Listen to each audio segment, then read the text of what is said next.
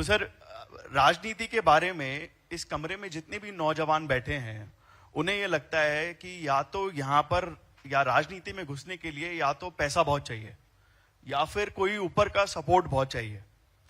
But आपके पिताजी फौज से आए, खेती करते थे, आपके पास ऐसा कुछ भी नहीं था। तो ये सफर, एक मुख्यमंत्री तक का सफर कैसे हुआ? थैंक यू यश जी, आपने जो क्वेश्चन किया है ये बिल्कुल हमारे हर युवा के एक जिज्ञासा का ये प्रश्न है जो आपने पूछा है। हम देखते हैं कि आज की चकाचौंध के अंदर बड़े बड़े एक दौर था, उस दौर के अंदर पैसे वाला व्यक्ति ही ये सोचते थे कि वो आगे बढ़ेगा या वो राजनीति में आएगा या विरासत से आएगा। विरासत मीन कहीं ना कहीं उसके पूर्वज वो कहीं राजनीति में रहे हैं, राजनीति के उस शिखर पर रहे हैं और वो फिर नीचे सर्कुलेशन उसका होगा कि नीचे आएगी वो।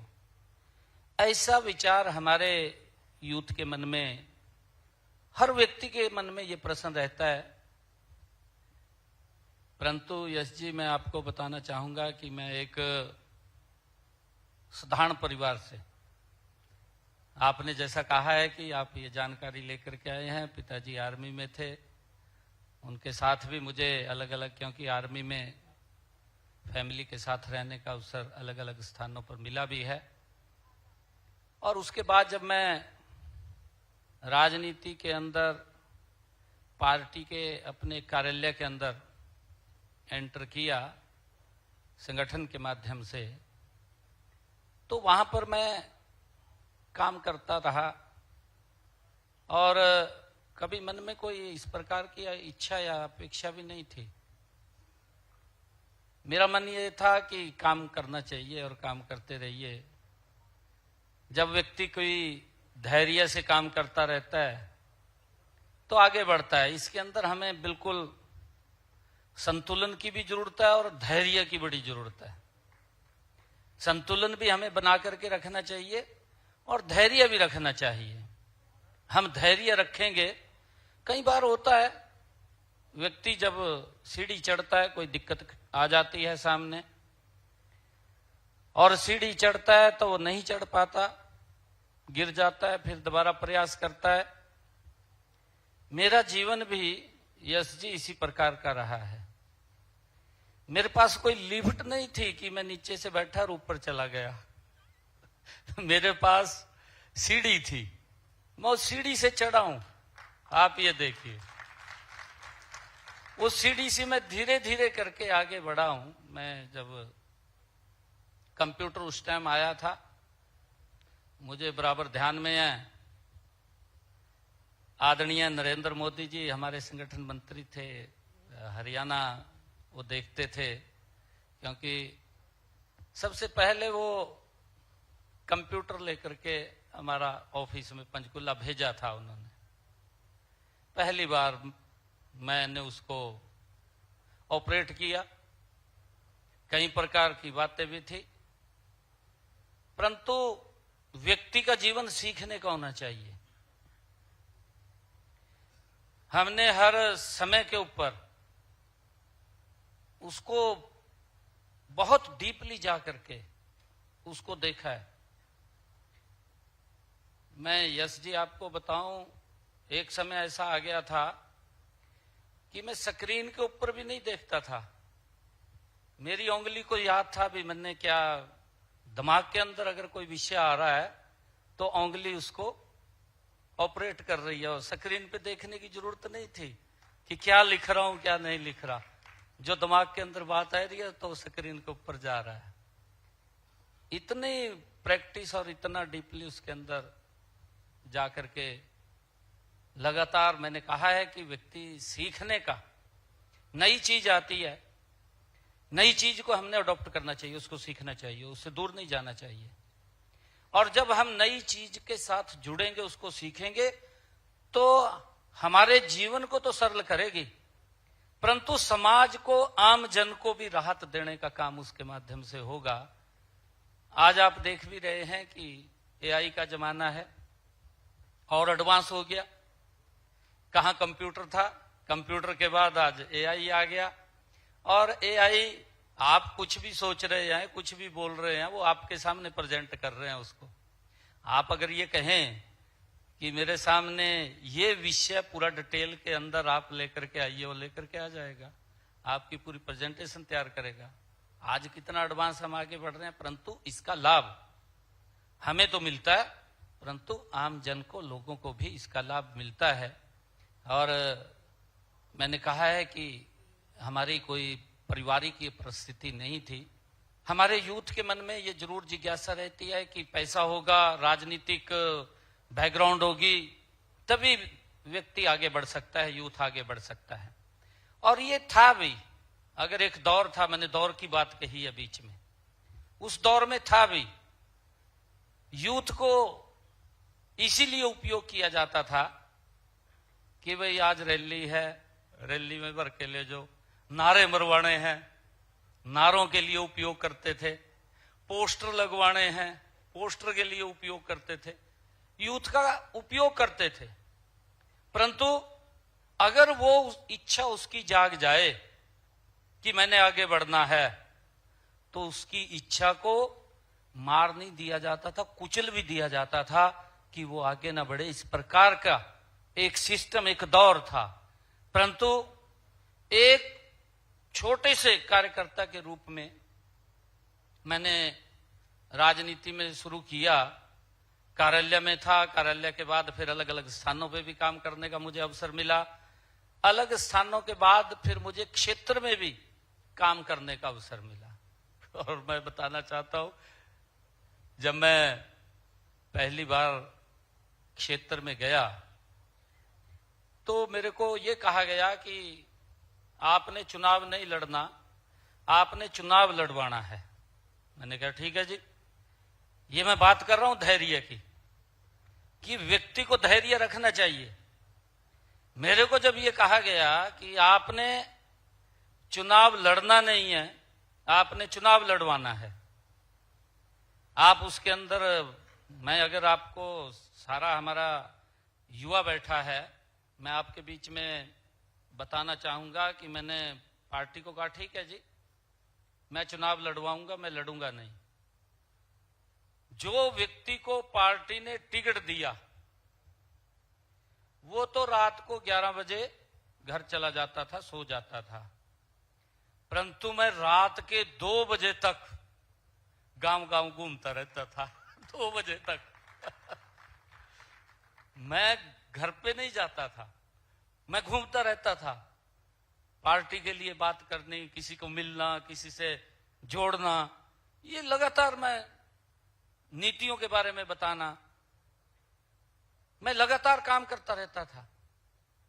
और जब फिर 2009 के अंदर विषय आया, 9 के अंदर मेरे को कहा गया कि आपने चुनाव लड़ना है। मैंने कहा ठीक है जी, चुनाव लड़ेंगे। तो मैंने तैयारी कर ली अपनी। मेरे पास पैसा भी नहीं था। पैसा, जो आप कह रहे हैं कि मैंने जो बात कही है कि पैसे वाला ही चुनाव लड़ सकता है, मुझे खुशी है कि समाज ने ही मुझे चुनाव लड़वाया। मेरे पास 1 पैसा भी नहीं था। लोगों ने पैसा दे करके अपने आप ही, जहां भी कोई खर्चा था उन्होंने अपने आप किया। परंतु जब मैंने पहला चुनाव लड़ा, मैं आपको बताना, इस प्रकार की परिस्थिति थी। मैं लोगों के बीच में जाता, जब लोग, मैं जाता था तो इकट्ठे हो जाते थे गांव के लोग, पता लगता था कि वो आ रहा है। जब मैं जाता था, बात रखता था तो मेरी बात को सुनते भी थे ध्यानपूर्वक, और सुन करके एक बात बोलते थे। कहा भाई छोरा तो ठीक है, कहा पार्टी का हिसाब किताब नहीं है, ये बात मेरे को बोलते थे।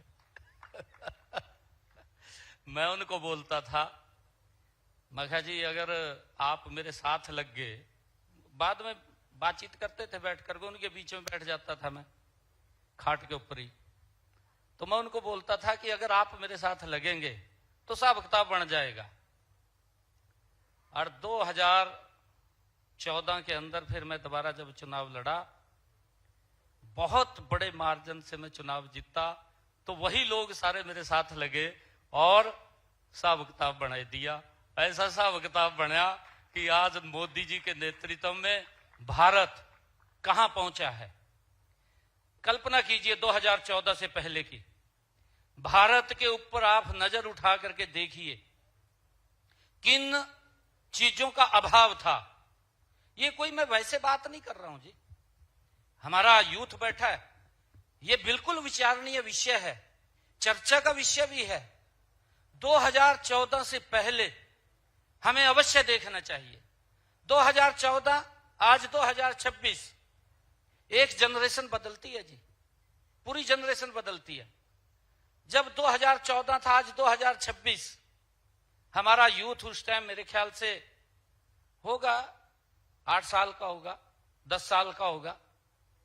8-10 साल के बच्चे को शायद वो स्थिति नहीं मालूम होगी, परंतु जब वो 18 साल 18 से अब होता है, वोट देने का अधिकार आ जाता है, तब उसको पता लगता है कि स्थितियां क्या हैं। 12 सालों के अंदर आदरणीय मोदी जी के नेतृत्व में देश बदला है, ये बिल्कुल हमने अपनी आंखों से देखा है। मैंने वो पुराना दौर भी देखा है, मोदी जी का दौर भी मैं देख रहा हूं। एकदम जमीन आसमान का अंतर है और इसके ऊपर जरूर चर्चा होनी चाहिए, क्योंकि चर्चा इसलिए नहीं, हमें अधिकार है, हमारा यूथ है, आने वाला भारत है, मेरा युवा, ये मजबूत भारत है और आपके ही नेतृत्व में भारत विकास की नई ऊंचाइयों को छूने वाला है। और मैं ये चाहूंगा कि हमें पिछला बैकग्राउंड जरूर देखनी चाहिए।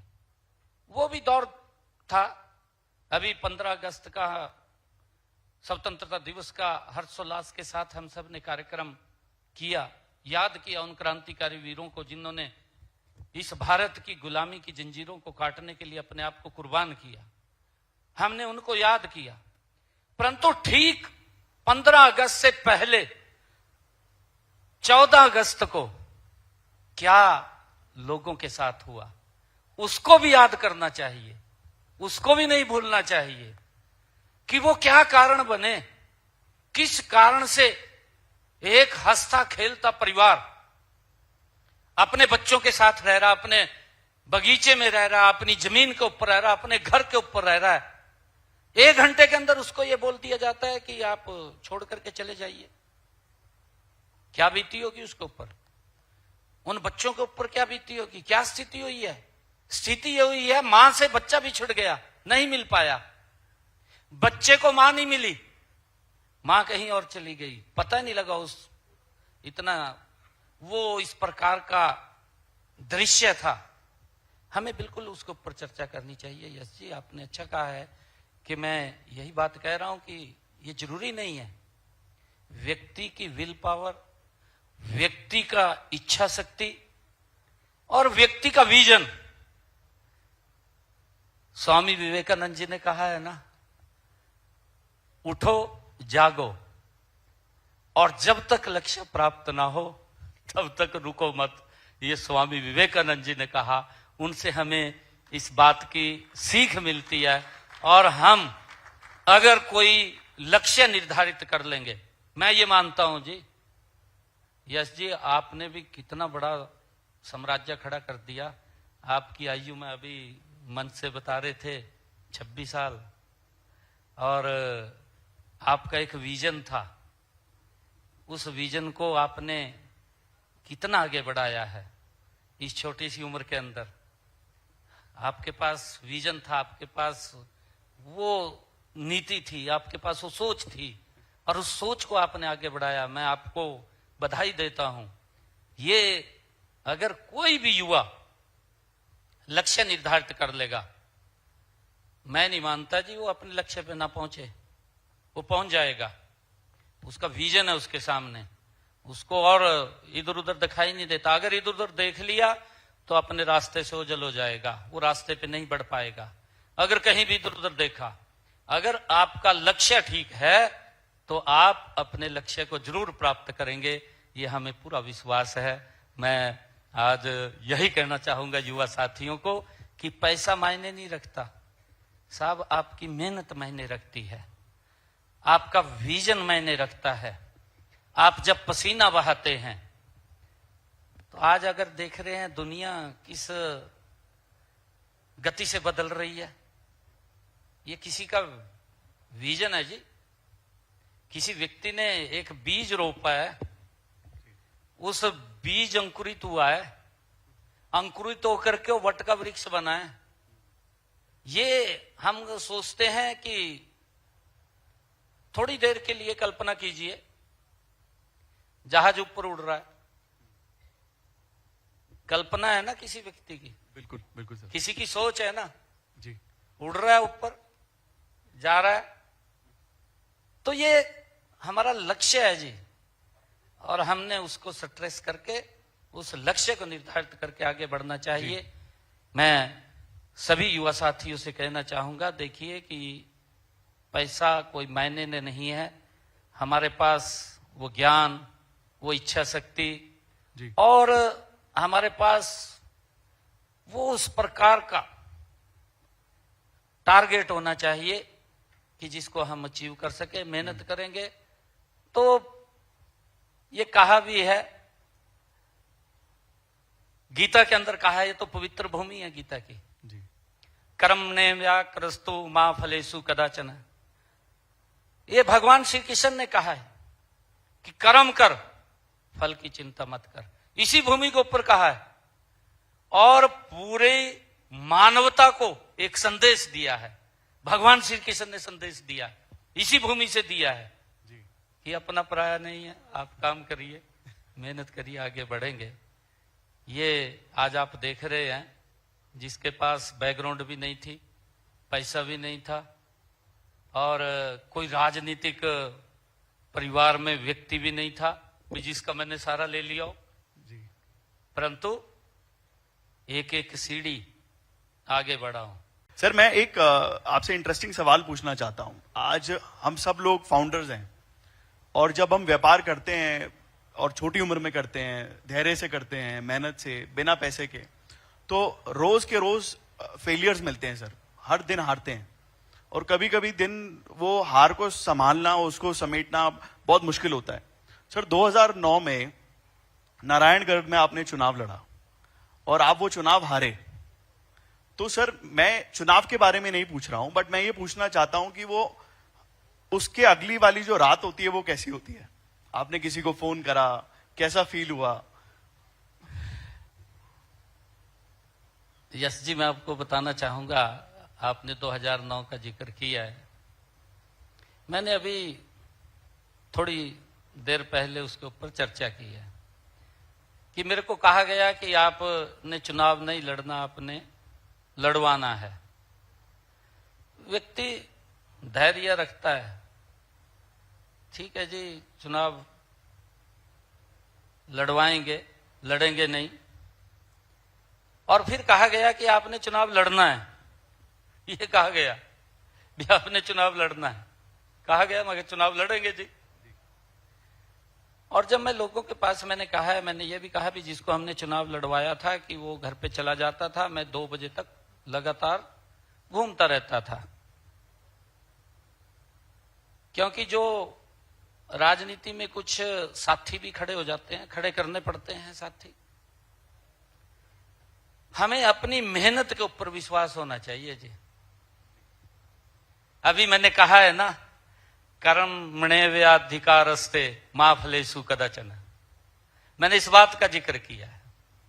मैं काम कर रहा था, जिस दिन 2009 का चुनाव हम हारे, मैं उससे 2 गुणी गति से अगले चुनाव के लिए उसी दिन खड़ा हो गया था। मैं 2 गुना गति से, मेरे मन में यह नहीं था कि हम चुनाव हारे हैं। हमारा लक्ष्य, जो लक्ष्य था, उस लक्ष्य के लिए हम फिर दोबारा खड़े हो गए। आज मुझे खुशी है यश जी आपको बताते हुए, हमारा यूथ बैठा है। 2014 से पहले अगर गूगल के ऊपर आप ये शब्द लिखते थे कि भ्रष्टाचार में कौन सा देश नंबर 1 के ऊपर है? लिखा है किसी ने? देखा लिखा कभी लिखा है क्या गूगल के ऊपर? 2014 से पहले की बात कर रहा हूं जी मैं। अगर गूगल के ऊपर यह शब्द लिख दिया तो क्या आता था? और आज 2014 से नरेंद्र मोदी जी के नेतृत्व में देखिए, कोई कुछ भी बोले, कुछ भी कहे, आज दुनिया का हर देश अगर हमारा भारत का कोई व्यक्ति चला जाता है तो उसको सम्मान के रूप में देखते हैं। यह स्थिति पैदा हुई है आज। देश बदला है जी, दुनिया बदली है, दुनिया का विजन बदला है जी भारत के प्रति, उसका देखने का नजरिया बदल गया। और यही वो कारण था कि जब 2004-9 का चुनाव हम हारे, 2 गुना गति से हम अगले चुनाव के लिए लग गए। ये वही कारण था। आज वो सपना हम मोदी जी के नेतृत्व में इस देश का साकार होता हुआ देख रहे हैं। ये मेरे लिए गर्व की बात है। मेरे लिए पद अहमियत नहीं है, मेरे लिए अहमियत भारत है, ये देश है। मेरे लिए अहमियत ये देश है, मेरे लिए पद अहमियत नहीं है। मैंने आपको कहा है यश जी कि मेरे को कहा गया कि आपने चुनाव लड़वाना है, लड़ना नहीं, तो मेरे सामने पद नहीं था। ठीक है जी, चुनाव लड़वाएंगे। मेरे को कहा गया कि आपने चुनाव लड़ना है, मेरे सामने फिर भी वही विजन था। ठीक है जी, चुनाव लड़ेंगे। चुनाव लड़े और चुनाव लड़े तो विधायक बना। विधायक बना तो आपके सामने लगातार 2014 के बाद मेंबर पार्लियामेंट भी रहा हूं, विधायक भी, तीसरी बार विधायक का चुनाव लड़ा हूं, परंतु लोगों ने बढ़ करके वोट दिया है, कम वोट नहीं दिया लोगों ने। मैं तो लोगों का मैं धन्यवाद करता हूं, उनका आशीर्वाद मिलता है मुझे, पब्लिक का आशीर्वाद मिलता है। सर, मेरा एक सवाल आपसे बहुत इंटरेस्टिंग है। जैसे आपने बताया, ऑफ कोर्स आप राज्य के मुख्यमंत्री हैं, जनता आपसे बहुत प्यार करती है, बट एक मुख्यमंत्री की कुर्सी पर बैठकर आपको कई फैसले ऐसे भी लेने पड़ते होंगे जिससे आपको पता है कि लोग नाराज होने वाले हैं, बट शायद आप वो फैसले लेते भी हैं। तो आप उस बारे में क्या सोचते हैं सर? यश जी, बहुत बार ऐसा होता है, सिस्टम के अंदर अगर हमने सुधार करना है, कई बार हम सोचते हैं पब्लिक उसके साथ जुड़ जाती है। बहुत सारे उदाहरण हैं, परंतु 1-2 उदाहरण बताऊंगा मैं। हरियाणा के अंदर हमारे बुजुर्गों को सम्मान भत्ता देते हैं। बुजुर्ग, उसके खाते में पैसा जाता था, फिर वो नहीं, पहले तो उसके हाथ में पकड़ाते थे, मिलता था, पूरा नहीं मिलता था, 3 महीने बाद मिलता था, 4 महीने बाद मिलता था, परंतु उसके वहां कोई ना कोई जाता था, वो पकड़ाता था। उसके अंदर सुधार किया कि उसके अंदर बहुत सारी खामियां थी, परंतु लोग उससे जुड़े हुए थे। उनको पता था कि मेरे पास आता है, घर पे आता है, और आकर के गांव में कहीं बैठता है तो मेरे को आके पकड़ा जाता है। उसमें गड़बड़ें थी, कई बहुत सारी गड़बड़ें थी। हमने उसको चेक किया तो मैं आपको बताऊं, एक डिस्ट्रिक्ट का हमने चेक किया, लगभग मेरे ख्याल से 2 करोड़, पता नहीं 4 करोड़ रुपए का उसमें गड़बड़ झाला था। चेक किया जब उसको, 2014 के बाद की बात है ये, मनोहर लाल जी मुख्यमंत्री थे, खबर भी छपी वो भी इतने का गड़बड़ हो रहा है। हमने निर्णय किया कि इसके अंदर सुधार किया जाए, भी इसको ऑनलाइन कर दिया जाए, उनका बैंक में खाता खोला जाए, बैंक में डायरेक्ट पैसा पहुंचाया जाए, उनको दिक्कत ना आए, वो एटीएम से निकलवाए, बैंक से जाके निकलवाए, वो अपने आप निकलवा ले, कोई दिक्कत नहीं। हमने उसका सुधार किया जी। बैंकों में बुजुर्गों का खाता खोला, और खाता खोला तो उस वक्त बुजुर्गों ने भी उसके अंदर, देखिए विपक्ष का तो काम है जी विरोध करना, कोई भी अच्छा काम करे तो करे, परंतु बुजुर्गों को भी लगा कि मुझे तो बैंक जाना पड़ेगा, बैंक मेरे गांव में नहीं है, मैं कहां जाऊंगा। तो इस प्रकार के हमने कई कोऑपरेटिव बैंक और अन्य बैंक सबसे बातचीत करके हर गांव को लगभग बैंक से हमने अटैच कर दिया और उनके खाते खोल दिए। उस वक्त बुजुर्गों को भी ये लगा कि हमें ये परेशानी में डाल रहे हैं, परंतु हमें ये मालूम था कि ये फैसला ठीक है, ये इनके हित का है। उसके ऊपर स्टैंड ले लिया हमने, उनकी सुनी भी, उन्होंने हमें कहा भी नहीं ये वही सिस्टम ठीक है, परंतु हम उसके ऊपर अड़े रहे और उसका परिणाम ये निकला। आज एक भी बुजुर्ग हरियाणा के अंदर ये नहीं बोलता हर 10 तारीख को उसके खाते में पैसे चले जाते हैं। एक बड़ा सुधार उसके अंदर किया है और उस सुधार का आज हमारा जो बुजुर्ग है वो भी उसको एक्सेप्ट कर रहे हैं, क्योंकि सिस्टम के अंदर अगर कोई फैसला लेते हैं, मुझे मालूम है कि फैसला सही है, परंतु उसकी चुनौतियां तो खड़ी होती हैं सामने। उन चुनौतियों को भी हम देखते हैं, ध्यान में रखते हैं। कई बार बिल्कुल आपने ठीक कहा है, कई बार होता है कि फैसला कर देते हैं, जनता एक्सेप्ट नहीं करती, उसके ऊपर भी विचार करते हैं। मुख्यमंत्री जी राम राम। राम राम जी। मैं चिराग यादव गुरुग्राम यूनिवर्सिटी का डिपार्टमेंट ऑफ साइकोलॉजी का एलुमनाई हूँ जी। मेरे स्टार्टअप का नाम कंसाइंटो है। कंसाइंटो में हम वर्क प्लेस में साइकोलॉजी का इस्तेमाल करके कर्मचारियों की गुणवत्ता और काम करने की काबिलियत पे बढ़ावा। हाँ, तो मेरा आप जी से सवाल ये है जी कि जब हम आपको देखते हैं कि आप कभी इधर जाओ हो, कभी मीटिंग में घूमो हो, कभी कार्यक्रम अटेंड करो हो, इतनी मीटिंग अटेंड करो, आप अपना टाइम क्यों कर मैनेज कर पाओ जी। और मेरा छोटा सा सवाल आप जी से ये भी है कि कल रात आप कितने घंटे सोए थे जी। धन्यवाद सर। रात हमारे अधिकारी बैठे होंगे और उसके बाद भी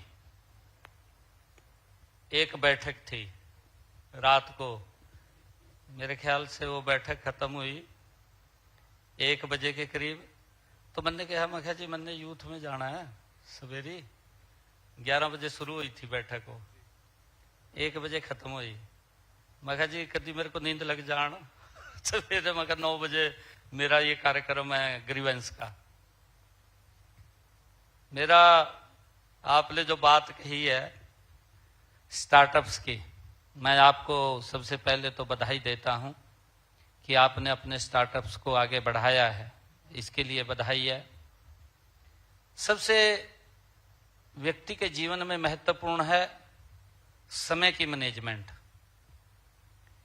अगर समय की मैनेजमेंट आपकी सही है तो आपका सब कुछ सही है। आपने क्या सोचा है दिन भर के लिए क्या करना है और उसको टाइमली करना है। कई बार व्यक्ति ये सोच लेता है कि कोई बात नहीं भाई घंटे बाद करेंगे, वो घंटे बाद वाला जो आपका काम है ना वो छूट गया, वो आप नहीं कर पाएंगे, क्योंकि समय के चक्कर की सुई तो घूम रही है जी। जो समय आपका निकल गया वो निकल गया, वो दोबारा नहीं आएगा, वो आपके हाथ से छूट रहा है जी।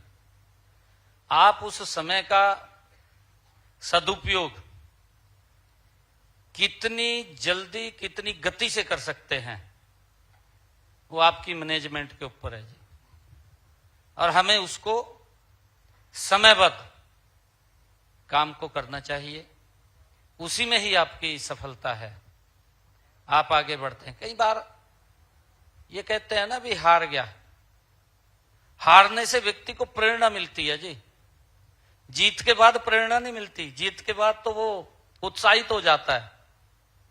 आप शायद अगर कहीं भी स्टार्टअप आपने खड़ा किया है, स्टार्टअप के बाद यूनिकॉर्न में तब्दील करेंगे, आपकी पूरी की पूरी एक विजन एक योजना बनी हुई है, यूनिकॉर्न में आपने तब्दील कर दिया, आपने सोच लिया कि मैं तो बड़ा काम खड़ा कर दिया और कहीं उसमें ढिलाई आ गई तो आप पीछे चले जाएंगे साहब।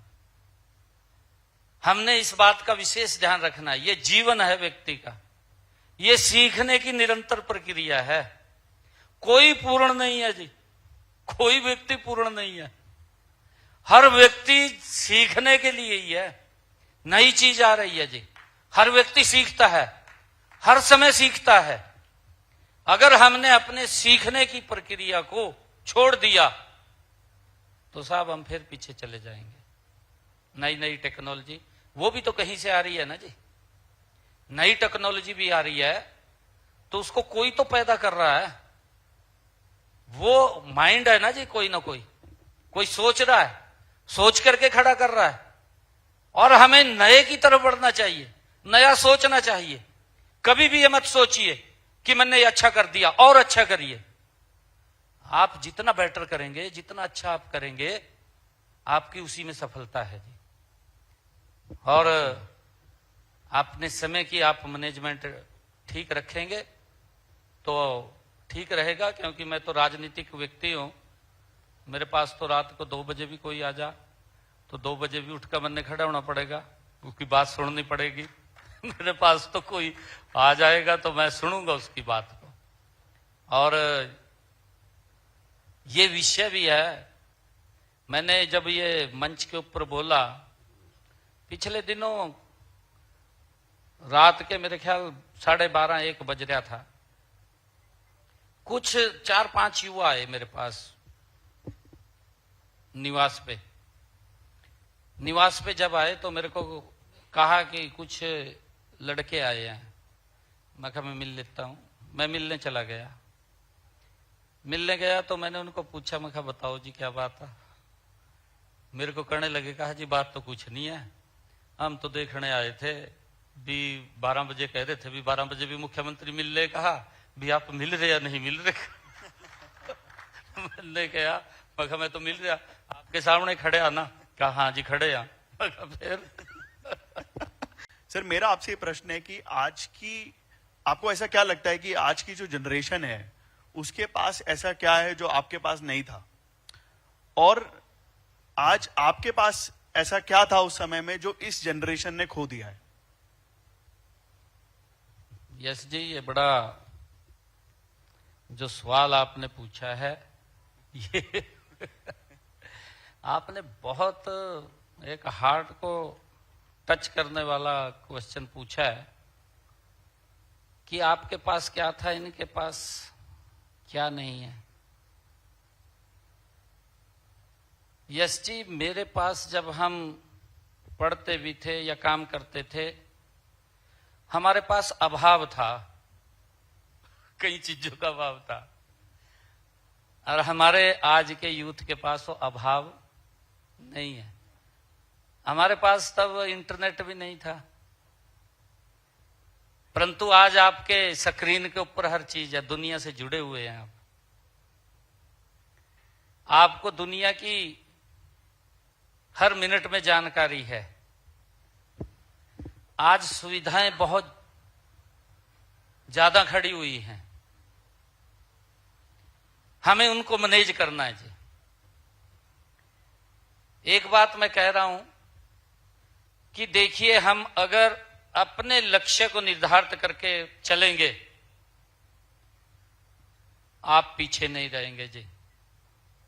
इन 12 सालों में तो इतना सिस्टम खड़ा किया है कि हमारा जो यूथ था, एक समय ये था, वो भारत के ऊपर ये कहते थे कि बोझ बन रहा है, क्योंकि बेरोजगारी बहुत ज्यादा बढ़ रही थी, गति से बढ़ रही थी। परंतु हम देखते हैं कि बेरोजगारी को खत्म करने के लिए सिस्टम नहीं खड़ा हो रहा था।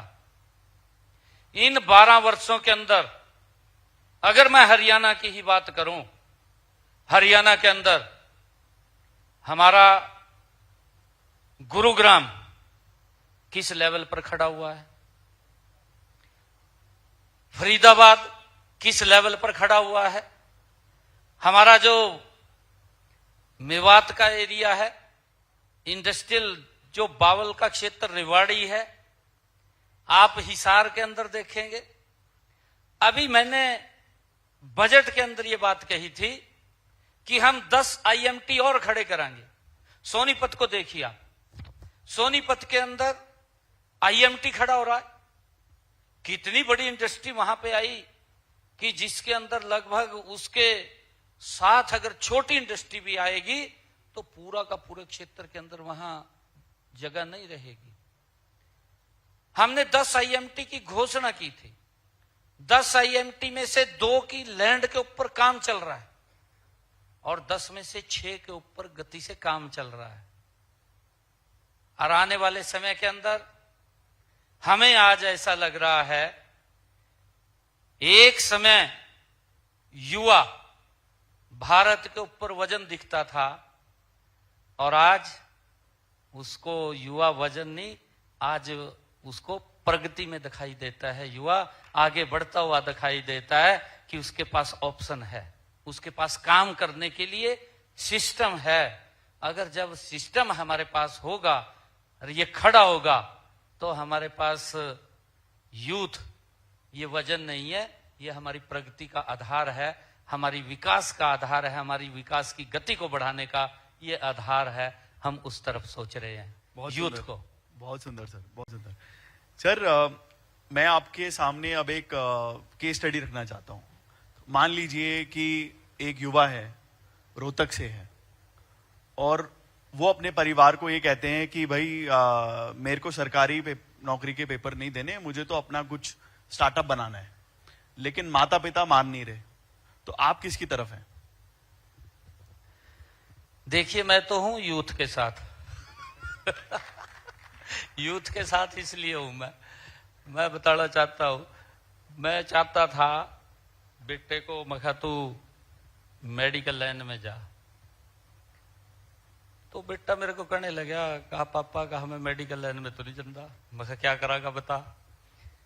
कहा मैं तो एडवोकेट बनना।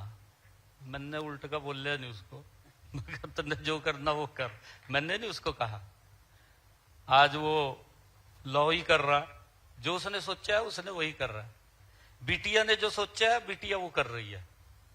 बिटिया ने भी जो कहा था कि मैं ये करूंगी, वो भी उसी लाइन पे है, और बेटे ने जो कहा था वो भी उसी लाइन पे है। देखिए, मैं यश जी आपके माध्यम से सभी बच्चों के माँ बाप को ये कहना चाहूंगा, हम बड़ी गति से फास्ट ग्रोविंग है, आगे गति से बढ़ रहे हैं। आज बच्चों के पास एक विजन भी है, उनकी एक सोच भी है, क्योंकि वो, मैंने कहा है कि आजकल जमाना ऐसा आ गया, वो हर व्यक्ति से जुड़े हुए हैं। सोशल मीडिया का ऐसा नेटवर्क हमारे पास है कि बच्चा जो आगे सोच रहा है उसको हेल्प करिए, बच्चे को समय दीजिए। माँ बाप से कहूंगा, उनके साथ बैठना भी चाहिए, हमें उनकी बात भी सुननी चाहिए। बात सुन करके जो वो करना चाहते हैं उसके अंदर हेल्प करनी चाहिए। 2014 से पहले यश जी हमारे हरियाणा के अंदर लगभग, मुझे नहीं मालूम है, मेरे ख्याल से 200-250 स्टार्टअप होंगे। 2014 इतने होंगे, मेरे फिगर ध्यान में नहीं है। लास्ट 500 होंगे अगर हुए तो, पर 200-250 मेरे को ऐसा लग रहा है कि 200-250 2014 से पहले स्टार्टअप थे। आज इन 12 वर्षों के अंदर हरियाणा में 12,500 स्टार्टअप हैं, 12,500। और 12,500 में से यश जी 17 यूनिकॉर्न में तब्दील हो गए हैं। 17 स्टार्टअप यूनिकॉर्न में गए हैं, जिनकी 100 करोड़ से ज्यादा की टर्नओवर है, यूनिकॉर्न के अंदर तब्दील हुआ है। और आपके सामने है, ये इसी से आप अंतर लगाइए कि देश किस गति से बदला है। मैं यूथ से भी ये कहना चाहूंगा, अच्छी बात है कि आप जो सोचा है, आप नौकरी खोजने वाला नहीं, नौकरी देने वाला बनिए। एक तो नौकरी खोजता है, स्टार्टअप्स के अंदर तो आप नौकरी देने वाले बनते हैं। ये आपने स्टार्टअप शुरू किया यश जी, कितने 2000 बच्चे कितने लगे हुए इसमें आपके पूरे? लगभग 2000 सर। 2000 अभी बता रहे थे ना, मैं सुन रहा था। 2000 के करीब में आपने युवाओं को रोजगार दिया है, स्टार्टअप शुरू किया। ये प्रेरणा है जी। और मैं तो स्टार्टअप्स को बुलाता भी हूं, और उसके लिए हमने स्टार्टअप्स पॉलिसी भी बनाई है। स्टार्टअप्स पॉलिसी के साथ बच्चों को किसी प्रकार की अपना काम खड़ा करने में समस्या भी ना आए। अभी हम यूनिवर्सिटी में बैठे, हमारे वाइस चांसलर बैठे हैं, अभी बुलाया भी था। मैंने पिछले बजट के अंदर इस बात की घोषणा की थी कि बच्चे अगर हमारे यूनिवर्सिटी विषय के ऊपर रिसर्च करती है तो उसको हम 20 करोड़ रुपए का वो फंड मैंने अलॉट किया था। सभी यूनिवर्सिटियों को वो मैंने जारी भी किया है ताकि बच्चे हमारे रिसर्च करें, नई नई चीज के ऊपर रिसर्च करें। और नई चीज पे रिसर्च करेंगे, लगभग मेरे पास 600-700-800 के करीब एप्लीकेशनें फाइनल हुई है। काफी एप्लीकेशनें, सुझाव लोग बच्चों के आए थे कि हम इसके ऊपर रिसर्च करना चाहते हैं, इस पे रिसर्च करना चाहते हैं। बहुत सारी अलग अलग यूनिवर्सिटी के पास आई है और उनमें से जो भी मान ले उसका प्रोडक्ट बनता है या कोई आइटम बनती है रिसर्च करने के बाद जिसका समाज को लाभ होता है तो वो हमारे यूथ को भी उसका लाभ मिलेगा। हम उसके ऊपर भी गति से काम कर रहे हैं ताकि हमारे स्टार्टअप्स को आगे बढ़ा सके। और इसके साथ साथ आदरणीय प्रधानमंत्री जी ने मुद्रा बैंक की योजना चलाई जी। मुद्रा बैंक के माध्यम से कि यूथ को अगर वो अपना काम करना चाहता है तो उसको पैसे की दिक्कत ना आए, उसको आगे बढ़ाया जा सके मुद्रा बैंक योजना के तहत। और उसका भी बहुत बड़ा बजट मुद्रा बैंक के तहत यूथ को पहुंचाने का काम किया है। देश भर के अंदर अगर हम बात करें 100 यूनिकॉर्न बन चुके हैं देश के अंदर जी। तो उनको कहीं ना कहीं आगे बढ़ाने का काम सरकार कर रही है और सरकार पीछे खड़ी है यूथ के जी। क्यों आगे बढ़े, कितना आगे जाए तो सरकार पीछे से पूरा सपोर्ट करती है, कोई दिक्कत नहीं। और मैं तो ये भी कहता हूं यूथ को कि अगर आपको कोई बात है, कोई विषय है, मेरे को आकर के मिल सकते हैं, डायरेक्ट बात कर सकते हैं आकर के। हम आपकी कहां हेल्प कर सकते हैं, हमारे अधिकारी लगे रहते हैं, अधिकारी हमारे यूथ को आगे बढ़ाने के लिए हेल्प करते हैं। और उसके अंदर हमने हर यूनिवर्सिटीज के अंदर इंक्यूबेशन सेंटर्स खोला है ताकि हमारे यूथ को वहां पर भी यूनिवर्सिटी के अंदर उन सब विषयों की जानकारी मिल सके ताकि वो अपने विजन को, अपने योजना को आगे बढ़ा सके। उसको लेकर के हम निरंतर लगातार यूथ की हेल्प करते रहते हैं। और भी अगर कोई बैंक से कहीं हेल्प की जरूरत होती है वो भी करवाने का काम हम करते हैं जी। नमस्ते माननीय मुख्यमंत्री जी। नमस्ते जी। मैं प्रियाना हूँ, मास्टर्स यूनियन की छात्र, और मैं सवरा बना रही हूँ। ये सावित्रीबाई फूले से प्रेरित एक प्लेटफॉर्म है जो पूरे भारत की पहली स्त्री शिक्षक थी। मेरा प्लेटफॉर्म आज 8000 से भी ज्यादा शिक्षक का महीने में 30 घंटे से ज्यादा समय बचाता है और छात्रों को एआई के जरिए से मदद करता है उनके लिए लर्निंग पर्सनलाइज करने में। मेरा आपसे ये सवाल है कि आज के दिन में हरियाणा के किसी गांव के कोने में एक 19 साल की लड़की, मेरे उम्र जितनी, जिसके पास आइडिया तो बहुत अच्छा है पर ना ही पैसे है और ना ही उसके घर वाले उस पर यकीन करते हैं, आप उनके लिए क्या कहना चाहेंगे आज? बेटा मैं आपको बताना चाहता हूँ, बहुत अच्छा आपने सवाल किया है। आइडिया आपके पास है, मैंने अभी जिक्र किया है कि हमने यूनिवर्सिटीज के अंदर इंक्यूबेशन सेंटर्स खोले हैं और सरकार को आप अगर अपना आइडिया भेजते हैं उनको बिल्कुल फाइंड आउट होते हैं, चेक होते हैं और चेक होकर के उसके ऊपर अच्छे जो आइडियाज हैं कि उसके अंदर बच्चा आगे बढ़ सकता है उसको बढ़ाने का पूरा प्रयास वो सरकार करती है। उसकी हर तरीके से हेल्प भी युवा की करते हैं ताकि उसके आइडिया को आगे बढ़ाया जा सके, उसको मार्केट में पहुंचाया जा सके। आप देखते हैं आदरणीय प्रधानमंत्री जी ने जो कहा था 1 डिस्ट्रिक्ट 1 प्रोडक्ट, उसकी बात करी थी और उसके बाद हमने उसको आगे बढ़ाया है 1 ब्लॉक 1 प्रोडक्ट, कि हमारे ब्लॉक की एक पहचान होनी चाहिए और वो कहीं ना कहीं हमारे यूथ का आइडिया होता है। कोई व्यक्ति अपना एक प्रोडक्ट खड़ा करता है, उस प्रोडक्ट को मार्केट देना, उस प्रोडक्ट की पहचान बनाना, वो सरकार उसके अंदर पूरा सहयोग करती है। और अगर पैसे की भी हमारे यूथ को उस आइडिया के लिए जरूरत है तो हम उसके अंदर भी उसका सहयोग करते हैं। उसके लिए भी हम उसको पीछे नहीं रहने देते कि ताकि वो आगे उसके अंदर बढ़ सके।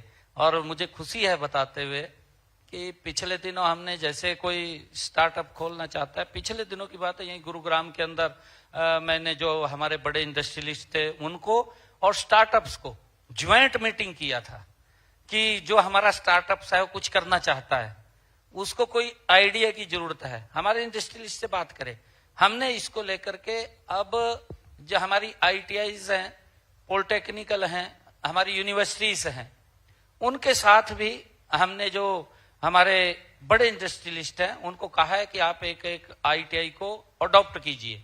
अडॉप्ट भी किया है उन्होंने, MOU साइन हुआ है, ताकि वहां पर वो उन बच्चों को सिखा भी सके और फिर उनको प्लेसमेंट भी दे सके, एक वर्कर के तौर पे नहीं, सहयोगी के तौर पर उसके साथ काम करने का उसको स्किल मैन पावर भी मिलती है और आगे वो बढ़ता है। तो हमारा प्रयास रहता है कि हम बच्चों को उसके आइडियाज को आगे बढ़ाने का काम करें और लगातार अगर जब आप एप्लीकेशन कोई देंगे तो उसको हम जरूर आगे बढ़ाने का काम करेंगे, आपको पीछे नहीं और आपकी हर कदम के ऊपर हेल्प करेंगे, सरकार हेल्प बहुत बहुत धन्यवाद माननीय मुख्यमंत्री जी। धन्यवाद मुख्यमंत्री जी। मैं चाहूंगी मुझ जैसी और लड़कियां हरियाणा से और ऊपर आए और ऐसे मंचों पे आ पाए आपकी मदद के कारण। धन्यवाद। Thank you, thank you. Vande Mataram sir. Vande Mataram. नमस्कार सर, मैं भूपेश श्री विश्वकर्मा कौशल विश्वविद्यालय का छात्र। तो सर, जैसा कि हरियाणा का लड़का ओलंपिक्स में गोल्ड मेडल लाता है और मेरे को गर्व होता है कि हरियाणा का वो लड़का, वो युवती उस मेडल को लाने के बाद भी हमारा जो हरियाणा है उसमें 2% की आबादी होने के बाद भारत की, वह युवा जो आगे बढ़कर अपना हिस्सा लेता है। मेरा सवाल उससे नहीं है, मेरा सवाल है कि वो जो पैटर्न आता है, वो रास्ता जो आता है कि वो विद्यार्थी कैसे कैसे आगे बढ़ता है उस खेल में, उस मेडल को लाने में, वो सफर वो कैसे तय होता है। उस सफर में जो कोच लगते हैं, वो जो मैदान लगता है, जो शिक्षक लगते हैं, वे सब कैसे खड़ा हुआ सर? थैंक यू भूपेश जी, आपने अच्छा सवाल किया है, मैं आपको बधाई देता हूं और आपके माध्यम से मैं अपने हरियाणा के उस यूथ को भी बधाई देता हूं जिन्होंने, हरियाणा के यूथ ने भारत का नाम तो ऊंचा किया है पूरे विश्व के अंदर, तिरंगे का सम्मान बढ़ाने का उन्होंने काम किया है, मैं उनको बहुत बहुत बधाई देता हूं। और भूपेश जी, मैं आपको बताना चाहता हूं, एक समय था पदक लाओ पद पाओ, ये नीति थी। देखिए, एक अगर युवा मेडल लेकर के आ रहा है, वो मेडल मुझे दिख रहा है कि अच्छा है कि मेडल लेकर के आया है, परंतु मेडल कैसे लेकर के आया, उसके पीछे की कहानी क्या है, उसके ऊपर भी हमें देखना चाहिए। व्यक्ति विकास की ऊंचाइयों को छू रहा है, कैसे छू रहा है, हमें उससे प्रेरणा भी लेनी चाहिए। एक मेडल लाने के लिए कितना पसीना बहाता है युवा, कितनी कठोर मेहनत करता है, हर चीज का ध्यान रखता है जी, हर चीज का ध्यान, वो यहां तक ध्यान रखता है कि मेरा वेट भी ग्राम भी ना बढ़ सके, यहां तक ध्यान रखता है, इतनी मेहनत करता है वो। और सरकार का दायित्व है, मुझे खुशी है कि आज हमारे हरियाणा के युवा जो मेडल लेकर के आ रहे हैं, उसका श्रेय आदरणीय प्रधानमंत्री जी की जो खेल नीति थी, खेलो इंडिया जो उन्होंने कहा, और उसके ऊपर हमने काम किया। मैंने कहा है कि एक समय था कि पदक लाओ और पद पाओ, बस 2 शब्द थे।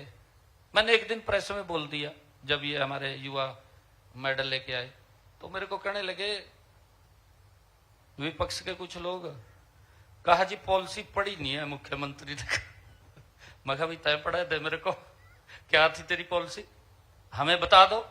परंतु 0 ग्राउंड से बच्चे को तैयार करना, प्रधानमंत्री जी की सोच है कि हमारा इंफ्रास्ट्रक्चर मजबूत होना चाहिए, जहां बच्चे खेलते हैं उनको खेलों का सामान अंतरराष्ट्रीय स्तर का मिलना चाहिए, उसके लिए हम काम कर रहे हैं।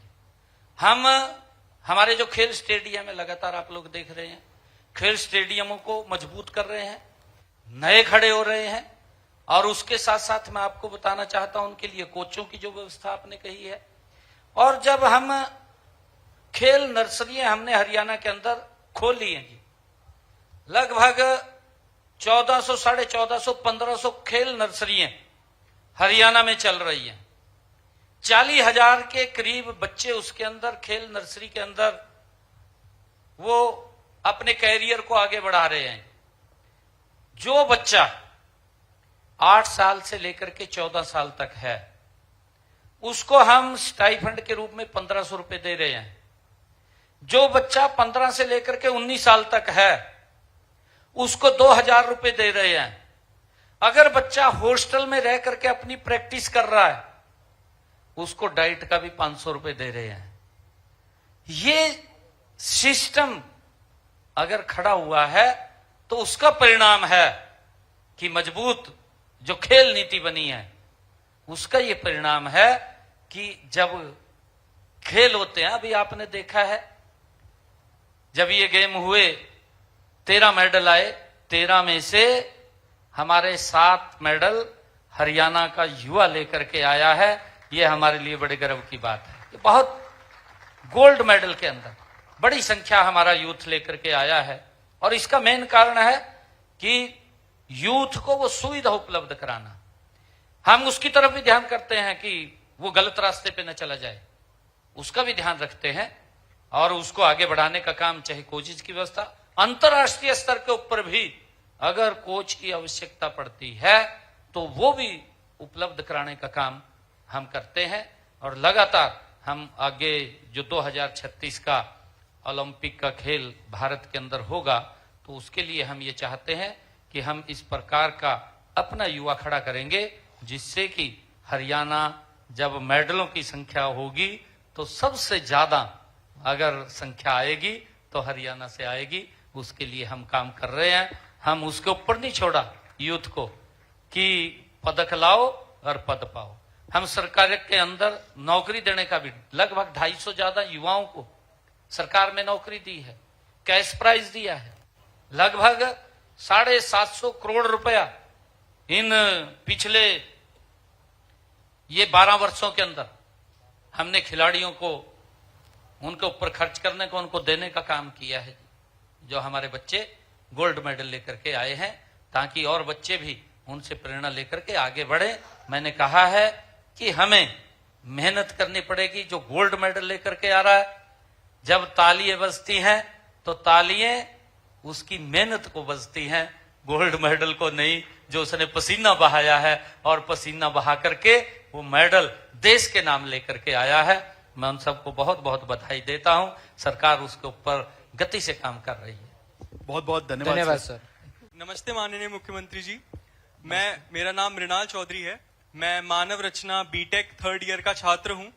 मेरा आपसे प्रश्न यह है कि लोगों को मंच दिखता है, लोगों को मालाएं दिखती हैं, लोगों को काफिला दिखता है, पर इसकी दूसरी तरफ किसी को नहीं दिखती। तो एक मुख्यमंत्री का चुनौती भरा दिन कैसा होता है? मुख्यमंत्री के सामने तो रोज ही चुनौतियां चुनौतियां भरा जीवन शुरू हुआ, सवेरी शाम तक चुनौतियां ही चुनौतियां। ये बिल्कुल आपने ठीक बात कही है। अभी भूपेश ने क्वेश्चन पूछा था मेरे को कि गोल्ड मेडल लेकर के आता है, गोल्ड मेडल लेकर के आ रहा है, परंतु उसकी जो मेहनत है उसके पीछे की वो शायद बहुत कम लोग जानते होंगे। उसका माँ बाप जानता होगा, उसके परिवार के, उसके नजदीक के लोग जानते होंगे कि इसने क्या मेहनत किया है, या उसका कोच जानता होगा कि उसने क्या मेहनत किया है। देखिए जी, जब व्यक्ति मेहनत करता है तभी वो ऊंचाइयों को छूता है और मेहनत से ही ऊपर उठता है। ये बहुत हर क्षेत्र के अंदर जी, हर क्षेत्र के अंदर चुनौती भी है, मेहनत भी है, परंतु कहीं ये वो मेहनत दिखाई नहीं देती जी लोगों की। आपकी बात ठीक है कि उसको दिखाई देता है कि ये सिक्योरिटी के अंदर है, सिक्योरिटी के अंदर भी होना एक बड़ी चुनौती है। हम आपको नहीं मिल सकते, ये बड़ी दिक्कत है हमारे लिए एकदम, क्योंकि उनकी भी जिम्मेवारी है, वो भी रोकने का काम करते हैं।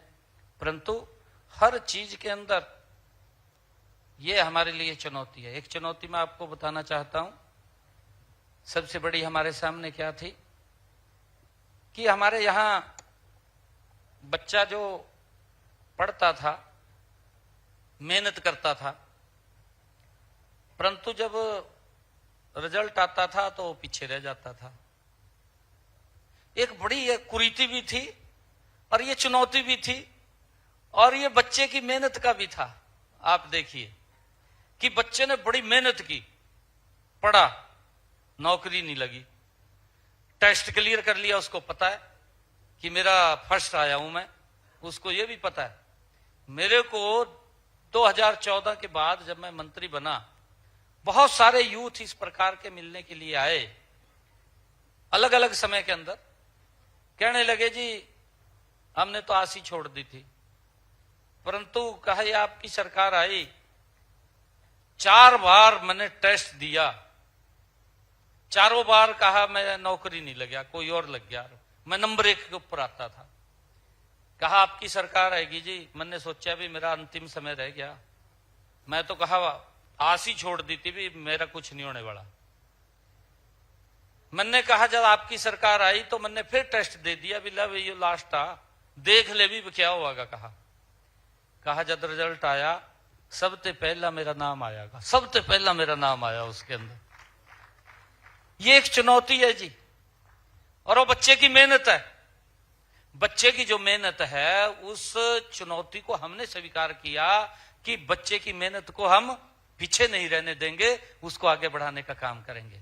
मुझे खुशी है आज हरियाणा के अंदर बिना पर्ची बिना खर्ची के एक वातावरण खड़ा हो गया। ये विश्वास है मेरे युवा का, उसको पता है युवा को कि वही नौकरी ये अब सिफारिश से नहीं, किसी विधायक मंत्री या मुख्यमंत्री के पास जाने से नहीं मिलेगी, अब तो मुझे मेहनत से ही ये नौकरी मिलेगी, मेहनत करनी पड़ेगी और आगे मैं उसके अंदर बढ़ूंगा।